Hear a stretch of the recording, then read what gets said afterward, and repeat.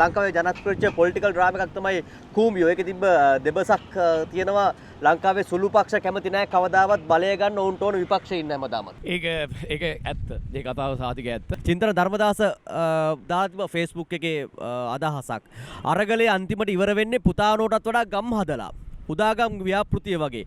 අලුත්ම බීන්ගෝගම නෝඩීල්ගම කොයිතරම් ලස්සනට කරපු අරගලයක්ද මේ ජෝක් වෙන්නේ. 1983 වර්ල්ඩ් කප් එකේ ලහිරු ඉන්දියාවයි සිම්බාබ්වේ ගහපු මැච් එකක් තිබ්බා. මම මේ සරල උදාහරණයකින් කියන්නේ. එතකොට මේ මැච් එක පෙරදුනා නම් ඉන්දියාව වර්ල්ඩ් කප් එකෙන් අයින් වෙනවා. හරි ඒක සිම්බාබ්වේ එක තමයි මැච් එක තිබ්බේ. එතකොට ওই සිම්බාබ්වේ මැච් එකේ මුලින්ම බැට් කළ ඉන්දියාව ලකුණු 17ට විකට් 5ක් ගියා. සිම්බාබ්වේ එක ලකුණු 17ට විකට් 5ක්. ඒ වෙලාවේ කපිල් දේව ඇවිල්ලා ලකුණු 175ක් ගැහුවා නොට් අවුට්. ඔබ කිනතරතර රනිල් තමයි මේ මොහොතේම නම් කපිල් දේව. ඔබ එකඟයිද සජිත් ප්‍රේමදාසව පළවා හැරීම පිළිබඳව? ඇත්තට මේක නිර්පාක්ෂික අරගලයක් නෙවෙයි මේක බහුපාක්ෂික අරගලයක්. මේ අරගලේ කවුරු හරි නිකන් මාර දාර්ශනිකව ලෙස මේක අර්ථකථනය කරන්න නැත්නම් මේක විග්‍රහ කරලා ඉවර කරන්න හදනවා නම් මම හිතන්නේ ඒක තරම් ගොන්කමක් නෑ.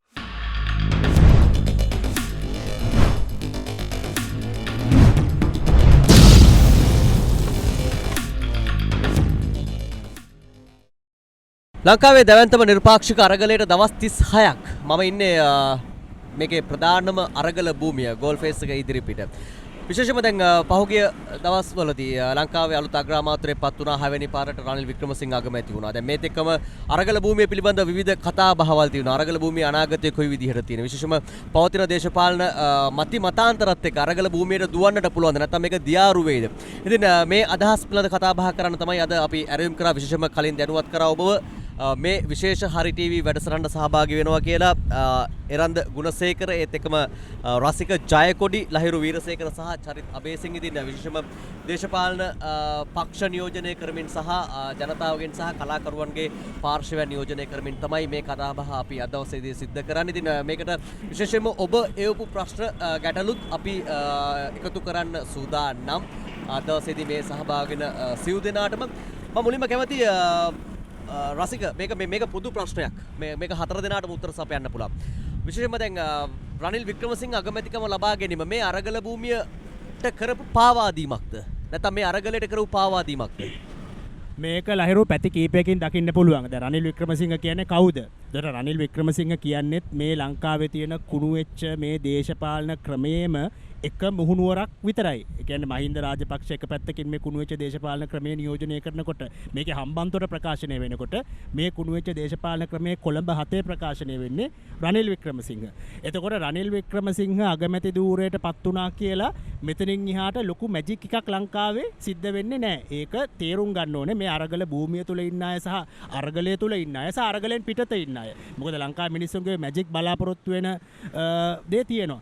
රනිල් වික්‍රමසිංහ අගමැති ධූරයට පත්වීම මම දකින්නේ එකම වැදගත්කම තමයි ලංකාවේ අඩුම තරමේ සිවිල් ආණ්ඩුවක් තියෙනවා. එතකොට මේ ගේම ඉල්ලන්න හරි පුරවැසියන්ට සිවිල් ආණ්ඩුවක් තියෙනවා. ඔයගොල්ලන්ට මතක ඇති මේ ආණ්ඩුවක් නොතිබ්බ දවස් දෙක තුනේ මෙතන පාරේ යුද්ධ ටැංකිය යවලා ආමි මෝටර් සයිකල් යවලා නටපු මිලිටරි නාඩගම.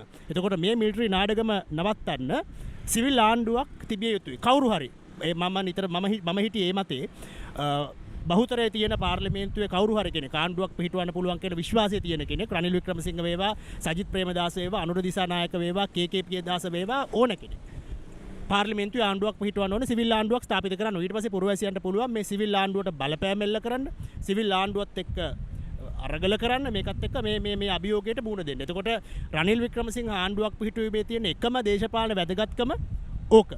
ඊට පස්සේ නමුත් රනිල් වික්‍රමසිංහ කියන්නේ අනිවාර්යෙන්ම එයාගේ අතීත කල් ක්‍රියාව දිහා බැලුවාම රාජපක්ෂලා ආරක්ෂා කරන්න උත්සාහ කරනවා. ඒක පැහැදිලි. තාමත් මේ මොහොත වෙනකොටත් මේ අරගලයට පහර දීපු මහින්ද මේ පහර දීම සහ ඒකට අදාළ උසිගැන්වීම කරපු මහින්ද රාජපක්ෂ ජොන්ස්ටන් ප්‍රනාන්දු එතකොට සනත් නිශාන්ත දේශබන්දු තෙන්නකෝන් මේ කිසිම කෙනෙක් අත්අඩංගුවට අරගෙන නැහැ. මේ කිසිම කෙනෙක් සම්බන්ධයෙන් හරියට නීතිය ක්‍රියාත්මක වෙන බවක් පේන්නේ නැහැ. ඒක තමයි රනිල් වික්‍රමසිංහ අවංක නම් මේ වෙලාවේ කරන්න ඕන පළවෙනි ස්ටෙප් එක. දැන් මට රනිල් ගැන ලොකු හීන නැහැ. මේ හොරු අල්ලයි හොරාගත් සම්පත් නැවත පවරා ගනී රාජපක්ෂලගේ දූෂණ වංචා හොයලා දඬුවම් දෙයි පිටරටවල තියෙන වත්කම් හොයා ගනී වගේ ලොකු හීන මට රනිල් ගැන නැහැ. අඩු රසික හරි ඒක ගැන කතා කරමු. මට එරංග මම ඔය අහව ප්‍රශ්න වල සහ ලහිරු සහ චරිත් හිතනවාද ගෝඨා ගොගම පාවා දීමක්ද රනිල් වික්‍රමසිංහ අගමැති වීම? මම හිතනවා ලහිරු ගෝඨාගෝම විතරක් නෙමෙයි මුළු රටම සමස්ත ජනමතය පාවාදීමක් සහ මේක අපි දකින දේ තමයි ඇත්තටම මාලිගා කුමන්ත්‍රණයක්.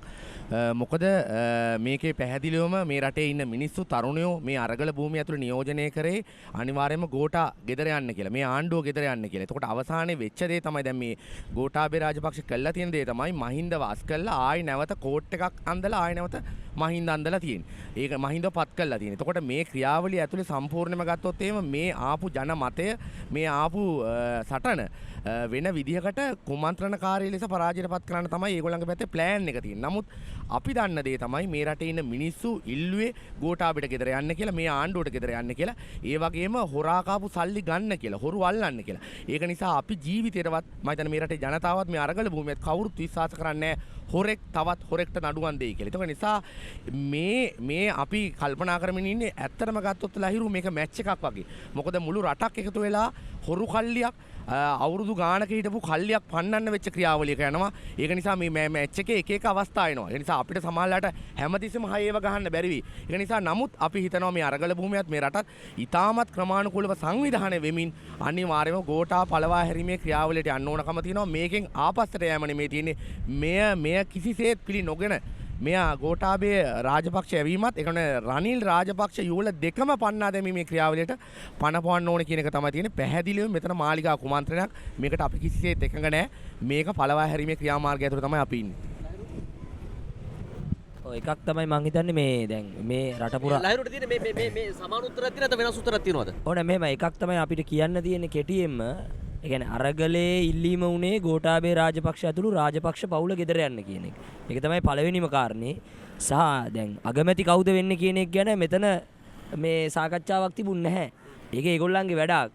සහ දැන් රනිල් වික්‍රමසිංහට සුබපතලා මුලින්ම සුබපැතුවේ කවුද කියලා ගත්තොත් එහෙම මහින්ද රාජපක්ෂ හිටපු අගමැති ඇමරිකන් තානාපති කාර්යාලය. ඒ කියන්නේ හරිම පැහැදිලි රනිල් වික්‍රමසිංහ පත්වීම සිද්ධ වෙන්නෙම නැවත මහින්ද රාජපක්ෂලා ආරක්ෂා කිරීම සහ ඇමරිකාවේ තියෙන ආර්ථික උපාය මාර්ගය මේ රට ඇතුලේ ක්‍රියාත්මක කරන එක. ඒ නිසා කොහොමත් අපිට මේ අරගලයේ ඉල්ලීම තියෙන්නේ ගෝඨාභය රාජපක්ෂ ගෙදර යන්න කියන එක.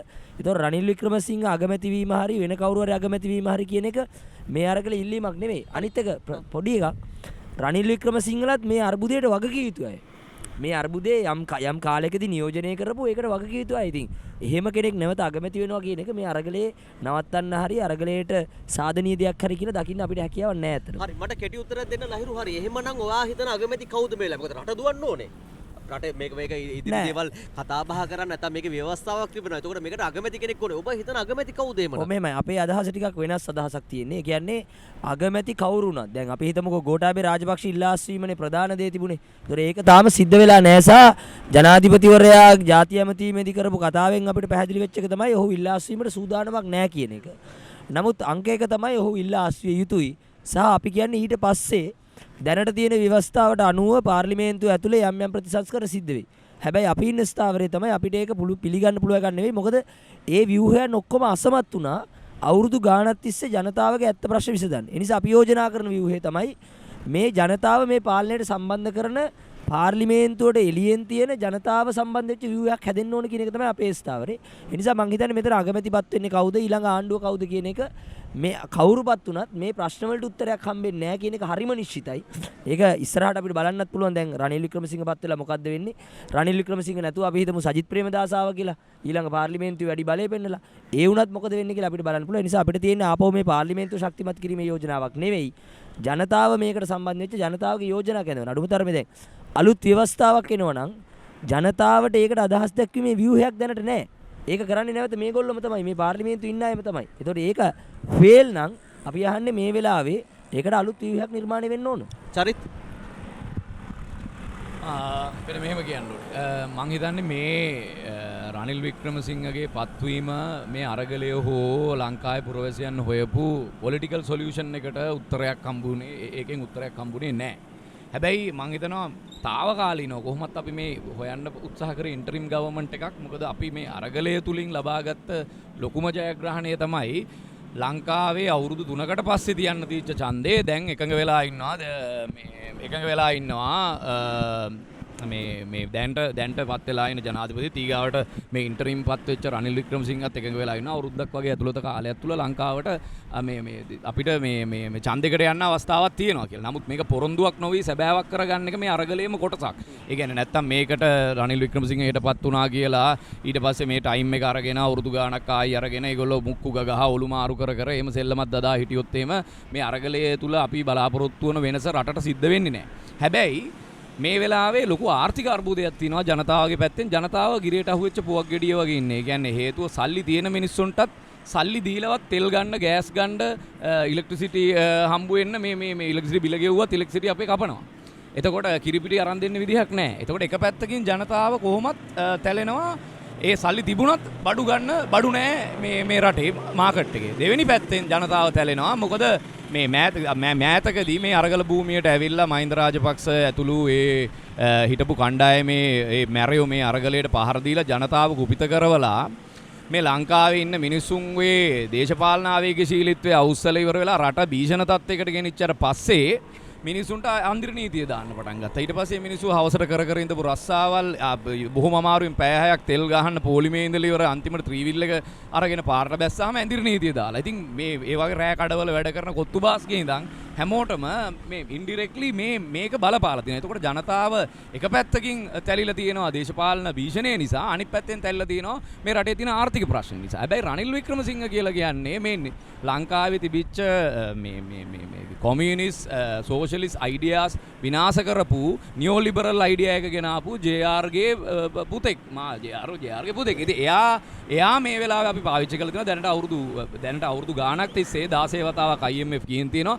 IMF එකට යන්න පුළුවන් සේල්ස්මන් කෙනෙක් විදියට මේ වෙලාවේ රනිල්ව ටූල් එකක් විදියට පාවිච්චි කරන්න පුළුවන් කියලා ගෝඨාභය හිතනවා. මොකද ගෝඨාභයලා හම්බුන්නේ නැහනේ මේ ඇමරිකානු තානාපතිනිය. ගෝඨාභය හම්බුනේ ඥානක්කව. එතකොට ගෝඨාභය චීන තානාපති හම්බුන්නේ නැහැ. ගෝඨාභය හම්බුනේ මිරිසවැටිය හාමුදුරුවන්. එතකොට ගෝඨාභයට කවදාවත් මේ ආර්ථික ප්‍රශ්න වලට උත්තර හම්බුන්නේ නැහැ. එතකොට මේ වෙලාවේ සේල්ස්මන් කෙනෙක් විදියට රනිල් වික්‍රමසිංහ ඔයිට කලින් IMF එකට ගිහිල්ලා තිනවා. ඒවැ රිෆෝම්ස් මොනවද කියලා දන්නවා. ඒගොල්ලෝ තමයි මේ ප්‍රයිවටයිසේෂන් කියන එක ගෙනාවේ. අපේ පබ්ලික් සෙක්ටර් එක කඩා වැටෙන්න උදව් කරපු මිනිස්සු. එතකොට රනිල්ව ඒගොල්ලෝ ටූල් එකක් විදියට පාවිච්චි කරලා තියෙනවා. එකක් තමයි මේ IMF එකේ ඩීල් එක දාගන්න. ඒ කියන්නේ ඔය මේ රැපිඩ් ෆයිනෑන්ස් ඉන්ස්ට්‍රුමන්ට් එක පුළුවන් තරම් ඉක්මනට අරගන්න එක. ඒකට කිට්ටු වෙන්න ඕනේ නිසා තමයි සජබේකත් මේ ආණ්ඩුව බාරගන්න එක පුළුවන් තරම් පරක්කු කරේ. මොකද අපිට රැපිඩ් ෆයිනෑන්ස් ඉන්ස්ට්‍රුමන්ට් එක ජූලි මාසේ විතර වෙනකොට හම්බ වෙනවා. ඒ හම්බ වෙන එකට කිට්ටු කර පුළුවන් තරම් පරක්කු කර හිටිය ආණ්ඩුව ගන්න එක. අන්තිමට යතරවාර කාලේ රනිල් වික්‍රමසිංහ ගත්තා. හැබැයි දැන් මේ වෙලාවේ අපිට මැච් එක ගහන්න ලහිරු මේ ග්‍රවුන්ඩ් එකක් තියෙන්න බෑ. අපි ඔක්කොම අපිට ඕනේ දේශපාලන හීනේ හැබෑ කරගන්න නම් මුලින්ම අපි කාලා ඇඳලා මේ අරගල භූමියේ පව රඳා පවතින අපේ රටේ තියෙන ආර්ථිකයත් එක්ක අපිට ලයිට් දෙන්න බැරුණොත් එහෙම තෙල් දෙන්න නැතුනොත් මට මෙතනට එන්න වාහනේ තෙල් නැති වුණොත් එහෙම මේ අරගල භූමියට මට එන්න විදිහක් නැහැ. එතකොට ඒක කරගන්න නම් ඒ අපිට ඕනේ ග්‍රවුන්ඩ් එකේ මුලින් මැච් එක ගහන්න කලින් අපි හදා ගන්න ඕනේ. නැත්තම් අපි කවුරුත් පාර එළියට ගැව්වත් අන්තිමට ගහක වදිනවා නම් රබර් ගහක වදිනවා නම් අපි ත්‍රෝ කරන එක රබර් ගහක වදිනවා නැත්තම් බෝලකින් ගහේ රැඳෙනවා නම් එහෙම අපි ගහන මැච් එකෙන් වැඩක් නැති වෙනවා. ඒක නිසා ඒ අවශ්‍ය කෙටි කාලීන ඔය IMF එක කියන එකට මම පොඩ්ඩක්වත් කැමති නැහැ. IMF එක යනවා කියන එක තව අවුරුද්දකිනුත් ආයෙ අපිට IMF යන්න වෙනවා. ඒ නිසා IMF එකට යන එකට මම එකක නැහැ. නමුත් අපිව මේ ගෝඨාභය බැසිල් ඇතුළු මේ PB ජයසුන්දර එතකොට අදිත් නිමාර් කබ්‍රාලා මේ කට්ටිය පාත්ෆයින්ඩර්ස් කියන ඕගනයිසේෂන් එකත් එක්ක ඉන්දියාවේ මිලින්ද මොරගොඩලා එකතු වෙලා අපිව දැන් මේ IMF එකට යන කියන බිත්තියට හේතු කරලා තියෙනවා. හැබැයි බිත්තියට හේතු වුණාට පස්සේ අපිට තියෙන එකම ඔප්ෂන් එක දැන් බාරගන්න කොහම කවුරුත් බාරගත්තේ නැතුනම රනිල් වික්‍රමසිංහ තමයි. හරි ඔබ එකගයිද රනිල් වික්‍රමසිංහ බාරගත්ත එකට? කවුරුත්ම බාරගත්තේ නැත්නම් දැන් රනිල් වික්‍රමසිංහ බාරගත්තනේ. හරි.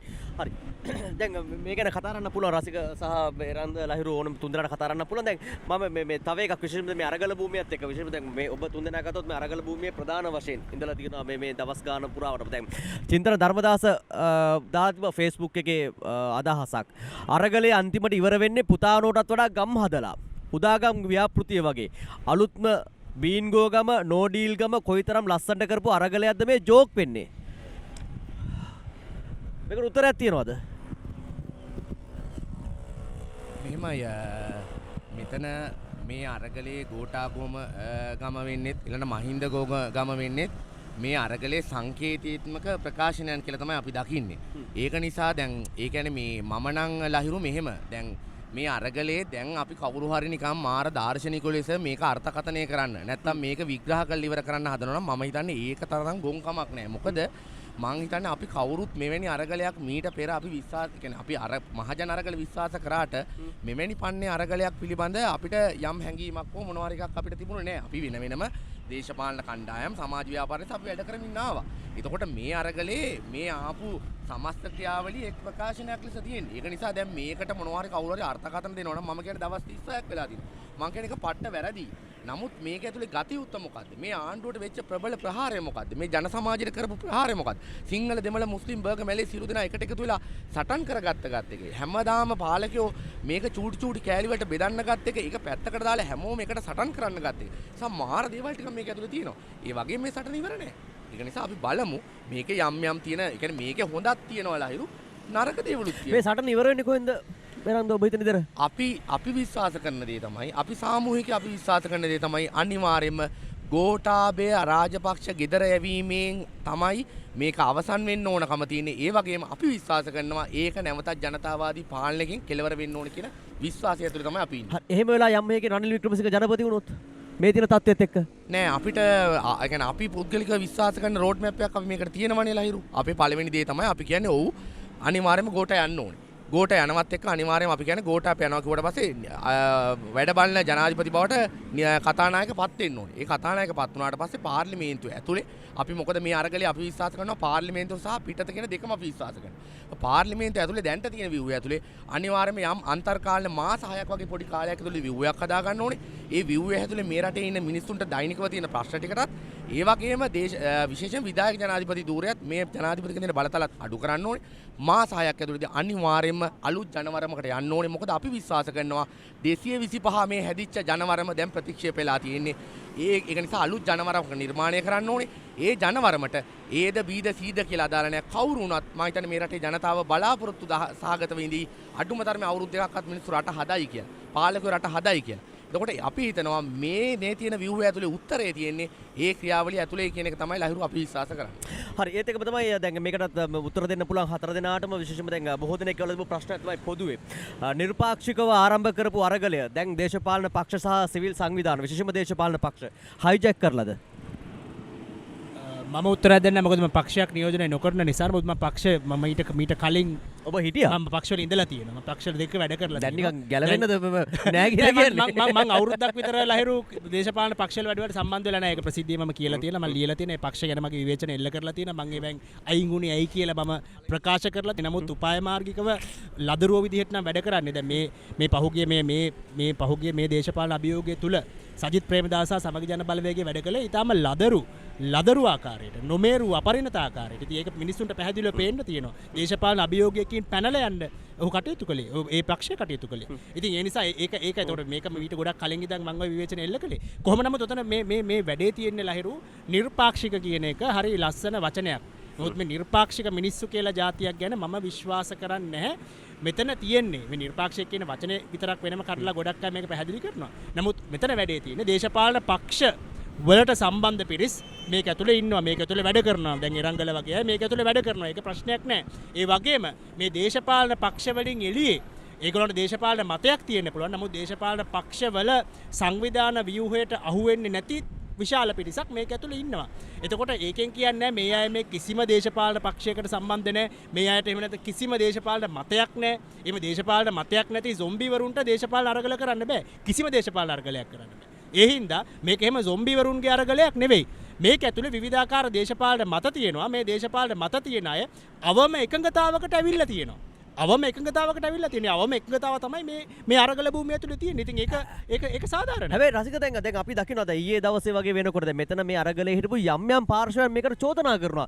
මේ අරගල භූමියට එන යන අය තීරණය කරන්නේ දැන් මේකින්න විවිධ දේශපාලන කණ්ඩායම් මේක ඇතුලේ මේක ආදරේ අරගලයේ කිව්වට නැත්තම් මේක නිර්පාක්ෂික අරගලයේ කොට ඕනම කෙනෙක්ට තියෙන ප්‍රජාතන්ත්‍රවාදී අරගලයක් කොට මේක ඇතුලේ ඇවිල්ලා අපිට ඉන්න බෑ මේක දේශපාලන පක්ෂ හයිජැක් කරලා එන යන එක සීමා කරන්න ඕන් තමයි කියන දේ. ඒකට මෙහෙමයි. දැන් මට ඒ වගේ අත්දැකීමක් නැහැ. මම දේශපාලන පක්ෂයක් නියෝජනය නොකරන කෙනෙක් සහ මම දේශපාලන පක්ෂවල ඉන්න ඇත් එක්කත් මේක ඇතුලේ ගනුදෙනු කරලා තියෙනවා. ඒකට මට පුද්ගලිකව එහෙම ගැටලුවක් වෙලා නැහැ. දැන් රංගයි මයි අපි පරස්පර දේශපාලන මතදරන අය. නමුත් අපි එකට අපිට කටයුතු කරන්න බාධාවක් නැහැ. අපිට අවම එකතාවක් තියෙන තරම. මට එරංග රාහු ප්‍රශ්නේ මේක දේශපාලන පක්ෂ හයිජැක් කරාද මේක? ලහිරු මම කියන්නේ කාටවත් මේක හයිජැක් කරන්න බෑ. ඒක තමයි ඇත්ත කතාව. මොකද මේක මුලදීත් මම හිතන්නේ මම අපි දරපු මතය අපි මෙතනට එද්දිම 9 වෙනිදා උදේ 9 ඉඳන් අපි මේ ඉන්න හැම වෙලාවකම අපේ පැත්තේ තිබුණේ තමයි මේක පොදු අරගලයක් නිර්පාක්ෂික අරගලයක් නෙමෙයි. නමුත් පොදු අරගලයක්. ඒ පොදු අරගලේ අපි මේකේ එක් පාර්ශවකරුවෙක් විතරයි. ඒකට මේ අරගලේ අපි මේ වෙලාවේ නියෝජනය කරන්නේ මේ පොදු මතයට අපි ඒක ශක්තිමත් කරන්න, ඒක ආරක්ෂා කරන්න, ඒක වැඩි දියුණු කරන්න මැදිහත් වෙන එක තමයි තියෙන්නේ.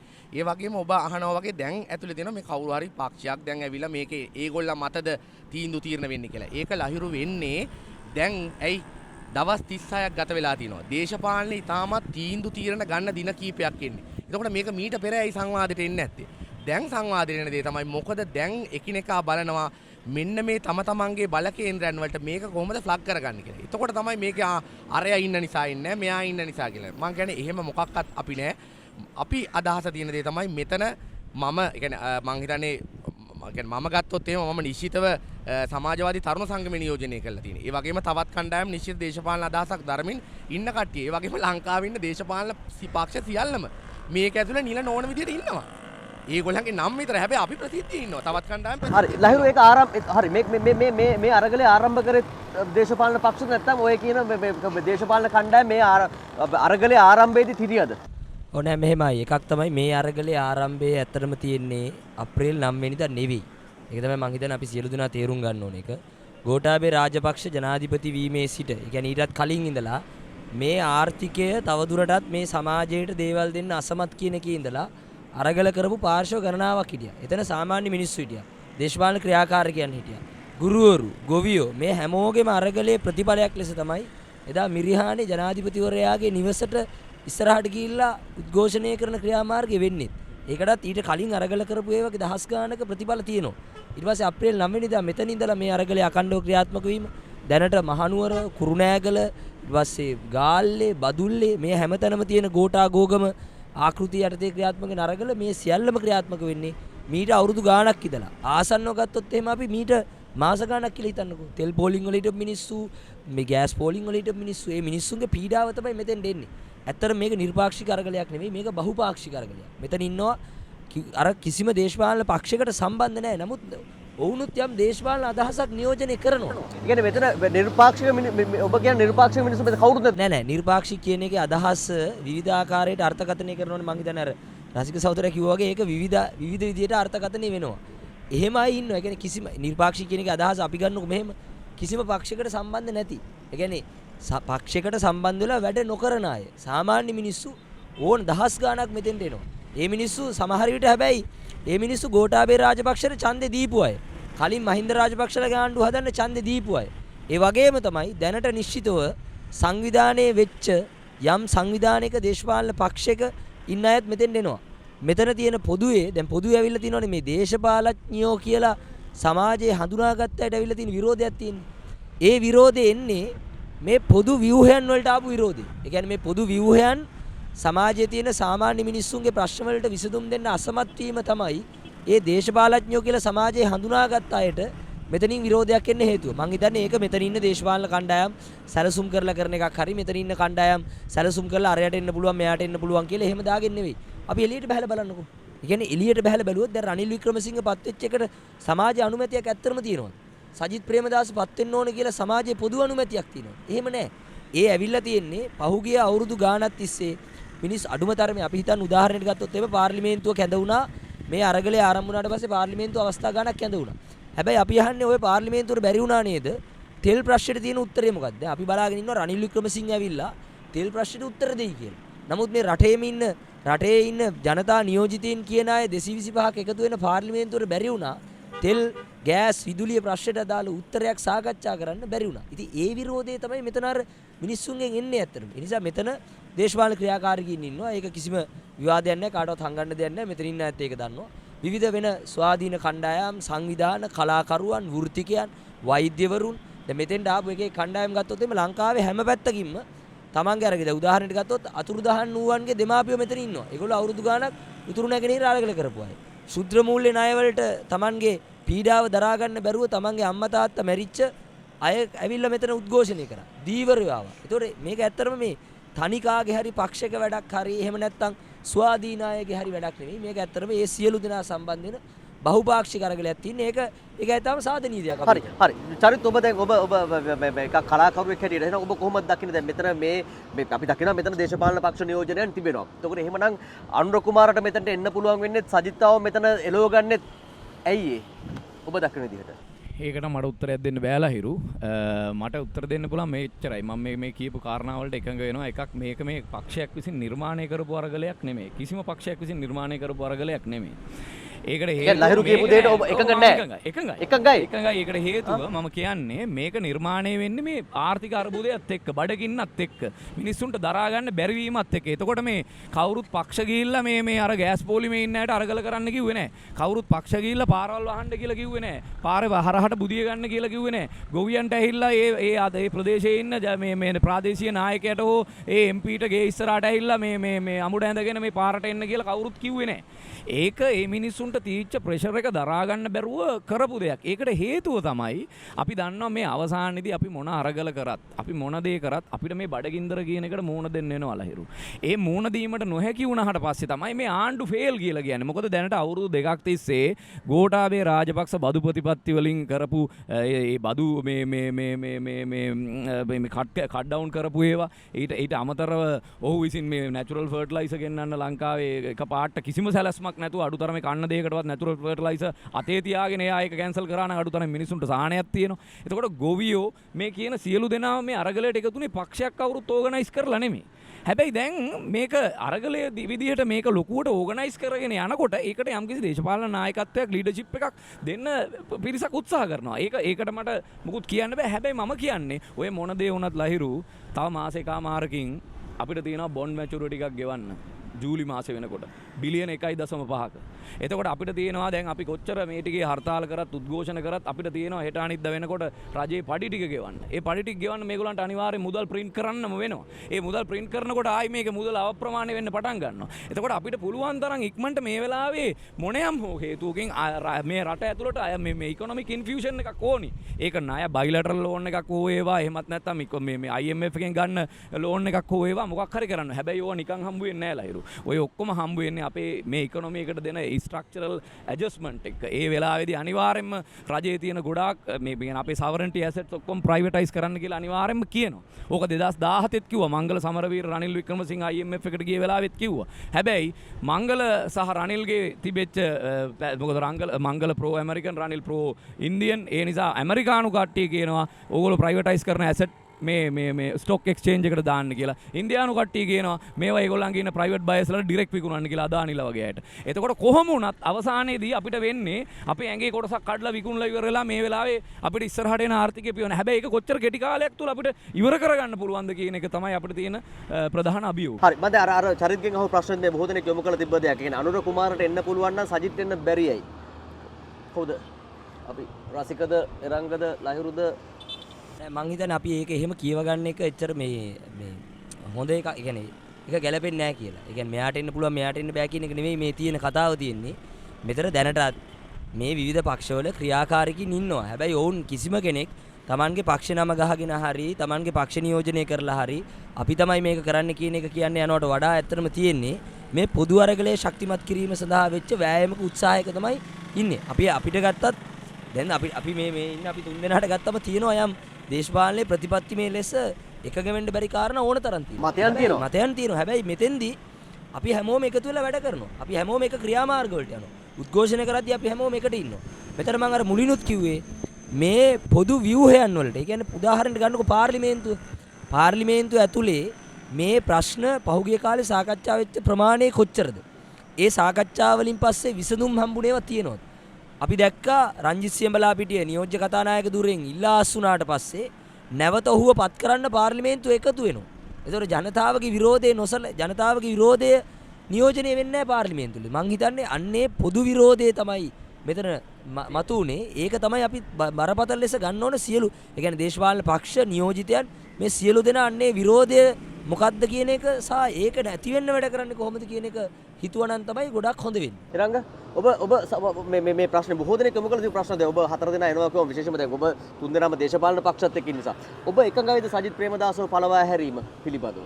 ඔබේ මතය මොකක්ද? මෙහෙමයි දැන් 9 වෙනිදා ඒ සිදුවීමට අදාළව අපි කවුරුත් ඒ අරගලේ ඒ කියන්නේ ඒ නිශ්චිත මොහොතේ අපි කවුරුත් ඒ වැඩෙත් එක්ක සම්බන්ධ වෙලා හිටියේ පොදුවේ මේ ආපු මැර ප්‍රහාරය ආපස්සට හරවන්න. ඒක නිසා මෙතන අපි කවුරුත් මං හිතන්නේ එතන කවුරුත් දැක්කා. ඒ කියන්නේ අපි කාටවත් නිශ්චිතව ප්‍රහාරයක් එල්ල කරන්න නැත්නම් අඩුම තරමේ මේක වෙන විදිහකට ක්‍රියාමාර්ග ගන්න අපි කවුරුත් මැදිහත් වුණේ. ඒක නිසා අපි දිගින් දිගටම උත්සාහ කරේ එක පැත්තකින් මහින්දගේ එන මැරයන්න ආයි නැවත මේ ක්‍රියාවලියෙන් පළවා හරින්නත් ඒ වගේම මේ භූමිය ඇතුලෙන් ආයි නැවත වෙනත් ක්‍රියාවලියක් ඇති නොවෙන්නත් කියන තැන තමයි අපි දිගින් දිගටම හිටපු ස්ථාවරේ. ඒක නිසා කාටවත් නිර්දය ලෙස ප්‍රහාර එල්ල කිරීම හෝ යම් අපහසුතාවයටපත් කිරීම අපි ඒක අනුමත කරන්නේ නැහැ. හැබැයි එහෙමනම් දැන් ඒකටත් කෙනෙක් අහලා තියෙන ප්‍රශ්න තමයි එහෙමනම් ඇයි මෙතන ඉන්න දේශපාලන පක්ෂ ඒ පිළිබඳව තමන්ගේ කනගාටුව පළ කළේ නැත්තේ? නෑ මෙහෙමයි මෙතන ඉන්න මෙතන දැන් අපි මම ඉස්සෙල්ලා කිව්වා දැන් අපි මෙතන පටලව ගන්නවානේ අපි මේ නොනිදන අරගලය ඇතුලේ ඉන්නේ දේශපාලන පක්ෂ විදියට නෙමෙයි.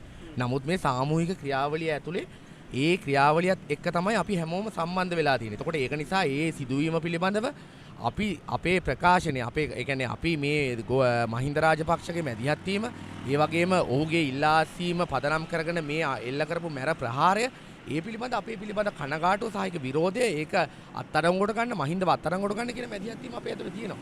මේක තුළ තවත් ගොඩක් දේවල් වෙනවා. එතකොට ඒවත් පිළිබඳව අපි ඉන්න දේ තමයි අපි ඉන්න ස්ථාවරේ තමයි මේක තව කෙනෙකුට ප්‍රහාර එල්ල කළා ඔවුන්ට මේ යම් අපහසුතාවයකටපත් කළා මේ අරගලේ ජයග්‍රහණය කරන්න බෑ. මොකද අනිවාර්යයෙන්ම ඉතිහාසෙ පුරා අපි දකින දේ තමයි ප්‍රචණ්ඩත්වය.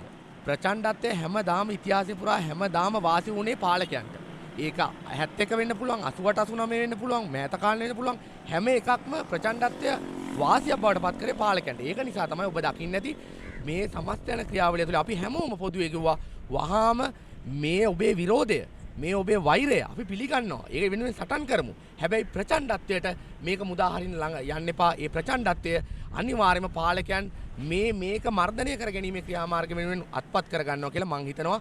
මේ රටේ සමස්ත ජනතාව ඒ තේරුම් අරගනිමින් මේ අරගලේ ඊළඟ දිශානතිය මං හිතන්නේ දවස් කිහිපෙකින් අපි හැමෝටම එකතු වෙලා වෙන තැනකට පරිවර්තනය මට මේකට උත්තර දෙන්න රන්ද විශේෂයෙන්ම දැන් මේකට ඔබට උත්තර දෙන්න පුළුවන්. හරි අපි ගමු අනුර කුමාර දිසානායක මේ වෙලාවේ අගමැති වුණොත් මේ අරගලය මෙතනින් ඉවර වෙයිද? මේ මෙතන ඉන්න කණ්ඩායම නැත්නම් අරගල භූමියේ ඉන්න පිරිස් නම්‍යශීලී වෙයිද ඒක පිළිගන්න?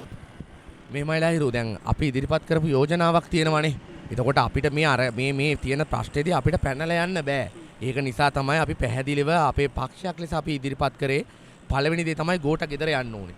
ගෝඨ ගෙදර යනවත් එක්කම තමයි ඒක අපි යෝජනා කරන්නේ කතානායක වැඩ බලන ජනාධිපතිවරයාට පත් වෙන්න කියලා. ඒ වගේම අපි යෝජනා කරා පාර්ලිමේන්තුව ඇතුලේ දැන් මේ තියෙන සංයුතිය ඇතුලේ අපිට කැමති ලෙස මේ වැඩේ කරන්න බාර දෙනවනම් අපි ඒක බාර ගන්නවා කියලා. ඒ වගේම අපි විශ්වාස කරනවා අපි එහෙම බාර ගන්නවනම් ඒ බාරගද්දී ඒකට මොනවද කරන්න ඕනේ කියන කරුණු ප්‍රමාණයක් අපි ඉදිරිපත් කරා රට හමුවේ. ඒ වගේම අපි කිව්වා ඊට අමතරව ඒ හදාගන්න එකඟතාවය අන්තර් ආණ්ඩුවේ එකඟතාවය එළියේ ඒ කියන්නේ විශේෂයෙන්ම වෘත්තීය සමිති මේ අරගලකරුවන් එකතු කරගත්ත ව්‍යුහයකොත් හදන්න ඕනේ. ඒකත් එක මාස 6ක කෙටි කාලයක් ඇතුළතදී අනිවාර්යයෙන්ම අලුත් ජනවරමකට යන්න ඕනේ කියලා. එතකොට ඔබ අහපු ප්‍රශ්නෙට මම නිශ්චිත උත්තරයක් දෙනවා නම් ඒ කියන්නේ දැන් අනුර කුමාර ජනාධිපති මේ අගමැති ධූරයටපත් වෙච්ච ගමන් මේ අරගලේ නියුටල් වෙනවද කියන එක මම හිතන්නේ මම නිශ්චිත දේශපාලන අදහසක් නියෝජනය කරන නිසා මම හිතන්නේ මම ඒකට උත්තර දෙන එක මේ අරගලයට කරන අසාධාරණයක්. නමුත් මම කියන්නේ අපි පක්ෂයක් ලෙස අපි ඉදිරිපත් කරපු විසඳුම තමයි මම මේ කියන්නේ.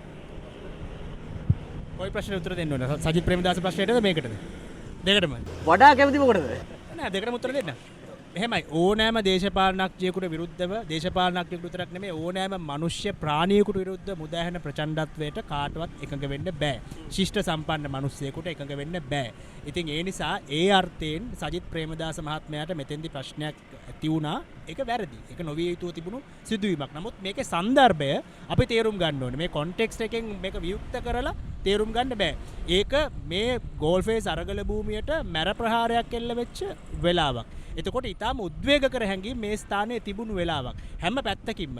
ඒ කියන්නේ මේ දේශපාලන ක්‍රියාකාරකයන්ට ඒ වගේම මේක ඇතුළේ හිටපු මිනිස්සුන්ට මේ අවට ඔෆිස් වල වැඩ කරපු මිනිස්සුන්ට මේ හැමෝ තුලම උද්වේගකර හැඟීම් තිබ්බ වෙලාවක්. ඒ වෙලාවේ මම හිටියේ ඩෙන්ගු හැදිලා ප්‍රතිකාර ලැබමින් ඊට පස්සේ මම එතනින් මේ පැය කීපයක් ඇතුළත මෙතෙන්ට ආවේ. ඒම තමයි ඒක හැටි. ඒක තමයි මේ මොහොතේ ස්වරූපය.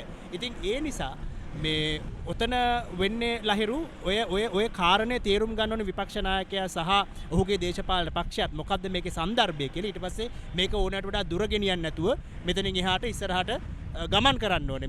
මේකෙන් ඉස්සරහට ප්‍රෝග්‍රස් වෙන්න ඕනේ. ඒක තමයි උතන තියෙන්න ඕනේ කාරණේ.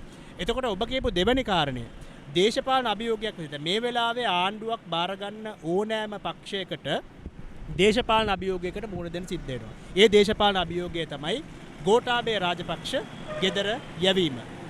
කුමන හෝ ක්‍රමයකින් ගෝඨාභය රාජපක්ෂ ගෙදර මේ වෙලාවේ රනිල්ලාවත් අනුරාවත් සජිත්තාවත් වෙන කෙනෙක් ආවත් ඔය අභියෝග ටික තමයි තියෙන්නේ. ගෝඨාභය රාජපක්ෂ ගෙදර යැවීම, ආර්ථික අර්බුදයට විසඳුම් සෙවීම, ඒ වගේම මේ මොහොතේ සමාජයේ ඉල්ලා සිටින දේශපාලන ප්‍රතිසංස්කරණ සිදු කිරීම. ඔය කාරණාත් ඔක තුන්වැනි දරුම් අභියෝගයක්. එතකොට ගෝඨාභය ගෙදර යවන්න තියෙන ක්‍රම තුනක් තියෙනවා. මේ ව්‍යවස්ථාමය නීතිමය සහ ව්‍යවස්ථා රාමුව ඇතුලේ. එක තමයි ගෝඨාභයට ඉල්ලාස් වෙන ලෙස බලපෑම් එල්ල කිරීම. නමුත් කොයිතරම් බලපෑම් එල්ල කළත් ඉල්ලාස් වෙනවාද නැද්ද කියන අවසාන තීරණය තියෙන්නේ ගෝඨාභය අතේ. ඒ කියන්නේ ගෝඨාභය ඉස්සරහට මම ගිහලා බඩ කපාගෙන මැරුණත් ඉල්ලාස් වෙනවාද නැද්ද කියලා තීරණය කරන්නේ ගෝඨාභය විතර. ඒක තමයි ඒ ක්‍රමයේ තියෙන සීමා සහිත ක්‍රම. අංක 2 තමයි ව්‍යවස්ථාමය ප්‍රතිසංස්කරණ හරහා විධායක ජනාධිපති ක්‍රමය අහෝසි කරලා ගෝඨාභය ගෙදර යවන එක. ශ්‍රී ලංකා නීතිඥ සංගමයේ වගේ විවිධාකාර මධ්‍යස්ථ සංවිධාන මේ වෙලාවේ ඉන්නේ ඔය මතේ. ඒක ගෝඨාභය ගෙදර යවන එක ක්‍රමයක්. තුන්වෙනි ක්‍රමය තමයි පාර්ලිමේන්තුවේ දෝෂාභියෝගයක් කරහා ගෝඨාභය ගෙදර යවන එක. නමුත් මේ ව්‍යවස්ථාව අනුව 78 ව්‍යවස්ථාව අනුව දෝෂාභියෝග ඒ ක්‍රමවේදයේම තියෙන්නේ කවදාවත් විධායක ජනාධිපති ක්‍රමයක් විධායක ජනාධිපති කෙනෙක් දෝෂාභියෝගයකින් ගෙදර යවන්න බැරි විදියට තමයි ඒ දෝෂාභියෝග ප්‍රතිපාදන සකස් වෙලා තියෙන්නේ. එතකොට ඔය ක්‍රම තුනට තමයි කවුරු ආවත් යවන්න වෙන්නේ. මේ වෙලාවේ ආණ්ඩු බාර ගන්න ඕනෑම කෙනෙක් මෙන්න මේ දේශපාලන අභියෝගය බාර ගන්න සූදානම් වෙලා ඒක බාර ගන්න ඕනේ. එහෙම නැත්නම් අර අන්දරේ ගලගෙනිච්ච වගේ රටේ මිනිස්සුන්ට කියන්න බෑ ඕගොල්ලෝ ගෝඨාභය ගෙදර යවන්න අපි ඇවිල්ලා ඊට පස්සේ ආණ්ඩු බාර ගන්නම් කියලා. ඒක අර අන්දරේ ගලගෙනිච්ච විදිය. සජිත් ප්‍රේමදාස කටයුතු කළේ ඒ විදිහට. එතකොට මම මේ JVP එක ගැන හිතුවොත් මගේ JVP එකට තියෙන ප්‍රශ්නේ තමයි ආසන 3 පාර්ලිමේන්තුවේ තියෙන්නේ. එතකොට මේ වගේ අර වගේ දේශපාලන අභියෝගයක් බාර ගන්න අපහසුතාවක් JVP එකට තියෙන එක තේරුම් ගන්න පුළුවන්. නමුත් සමගි ජන බලවේගයට පාර්ලිමේන්තු ආසන 50ක් තියෙනවා. සාපේක්ෂව වැඩිම ආසන ප්‍රමාණයක් තියෙන පක්ෂය. එතකොට මේ දේශපාලන අභියෝගය බාර ගන්න ඕනේ. මේ දේශපාලන අභියෝගයෙන් පැනලා යන්න බෑ බබාල වගේ. මේ ලදරු නිදහසට කාරණා කියමින්. ඕක තමයි තියෙන ගැටලුව. එතකොට මම මෙතෙන්දි ගන්න මේ වෙලාවේ ආණ්ඩු ගන්න ඕනෑම කෙනෙක් මේ දේශපාලන අභියෝගය බාරගත යුතුයි. රනිල් වික්‍රමසිංහ මේ දේශපාලන අභියෝගය බාර ගන්න නැතුව මේකෙන් අසාර්ථක වුණොත් තව මාස 2-3ක් යද්දී රනිල්ට ගෙදර එන්න වෙනවා. එච්චරයි. හරි මට කෙටි පිළිතුරක්. ඔබ හිතනවාද සජිත් ප්‍රේමදාස මේ මොහොතේ බාරගත යුතු තිබ්බා කියලා? මේක මේ වගේ 1983 වර්ල්ඩ් කප් එකේ ලහිරු ඉන්දියාවයි සිම්බාබ්වේ ගහපු මැච් එකක් තිබ්බා. මම මේ සරල උදාහරණයකින් කියන්නේ. එතකොට මේ මැච් එක පෙරදුනා නම් ඉන්දියාව වර්ල්ඩ් කප් එකෙන් අයින් වෙනවා. හරි ඒක සිම්බාබ්වේ එක තමයි මැච් එක තිබ්බේ. එතකොට ওই සිම්බාබ්වේ මැච් එකේ මුලින්ම බැට් කළ ඉන්දියාව ලකුණු 14ට විකට් 5ක් ගියා.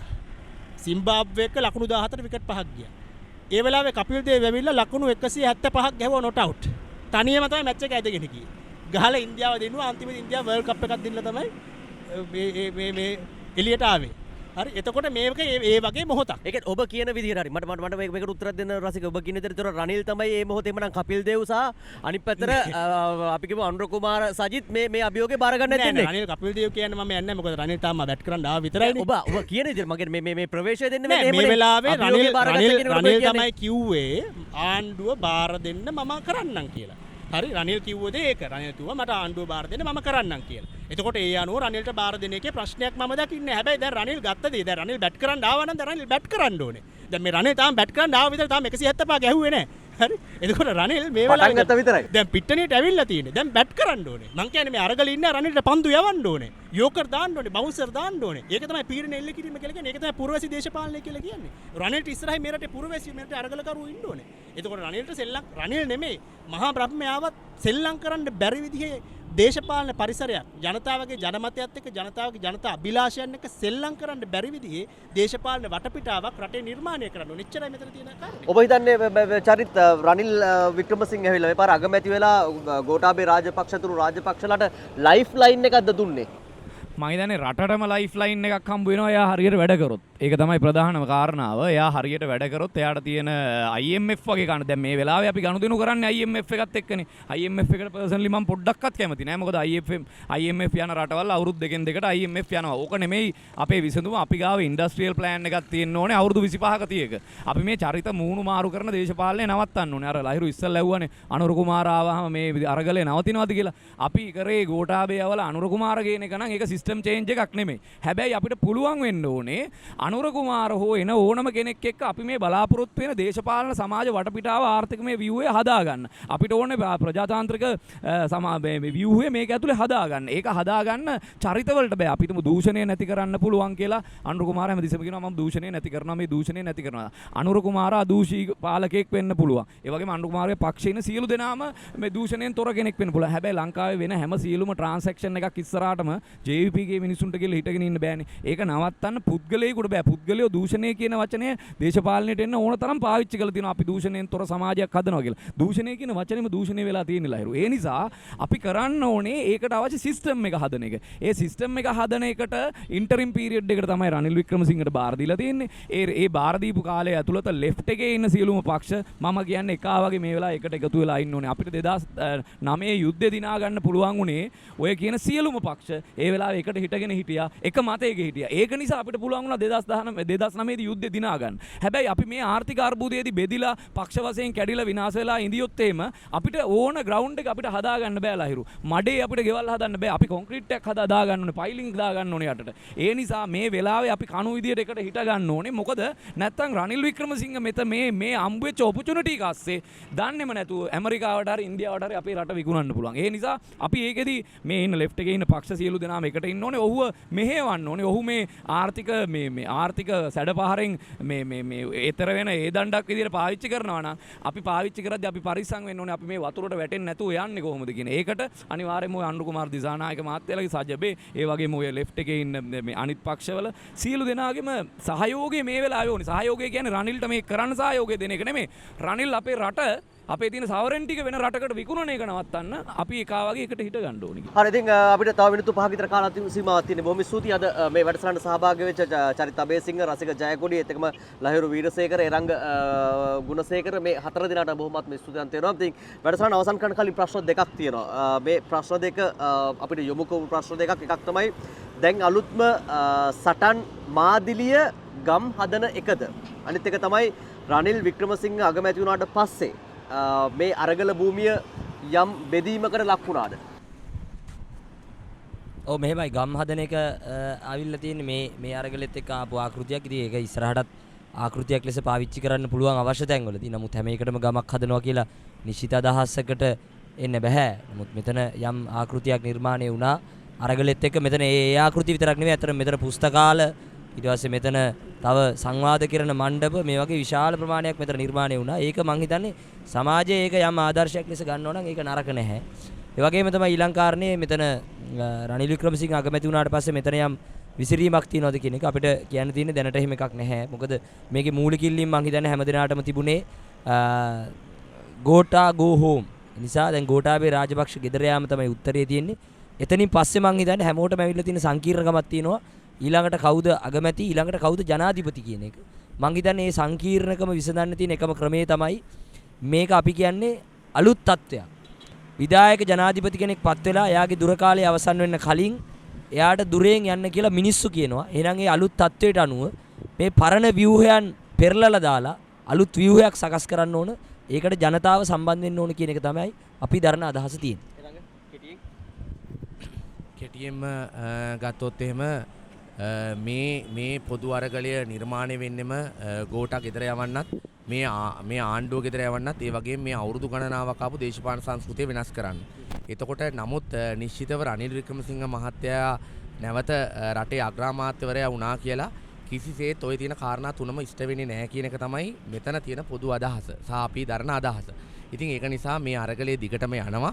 ඒ වගේම මේ අරගලය ජයග්‍රහණය කරගන්න ඕනකම තියෙනවා. ඒක නිසා අපි හිතනවා අනිවාර්යයෙන්ම සමස්ත ජනතාවත් එක්ක එකතු වෙලා අපි සටන් කරගත යුතුයි. මොකද මේක අපි දන්න ඉතිහාසය තුළ වෙච්ච පළවෙනි මහජන අරගලය. අපි මීට පෙර අපි දැකපු දේවල් පොත්පත්වල ලියලා දුන්නා. ඒක නිසා මම ඒකයි අර මුලිනුත් කිව්වේ මේක අර්ථකථන දෙන්න, මේක කොඩි දාන්න, මේක කවුරුත් ඒක ලියන්න මහන්සි වෙන්න එපා. නමුත් අපි කවුරුත් අර ලහිරු මතක් කරා වගේ අපි විශ්වාස කරන දේ තමයි මේක මේ නිශ්චිතව ආරම්භයේ නම් වෙන්ද නෙමෙයි. මේ අවුරුදු ගණනාවක ආපු අරගලයේ ක්‍රියාවලිය එක් ප්‍රතිඵලයක් තමයි මේ මෙතන මල්පණ ගැලවිලා මේ ඊටමත් වර්ණවත් වෙමින් ඉදිරියට එමින් තියෙන්නේ. ඒක නිසා මෙය ජයග්‍රහණය කරගත යුතුයි.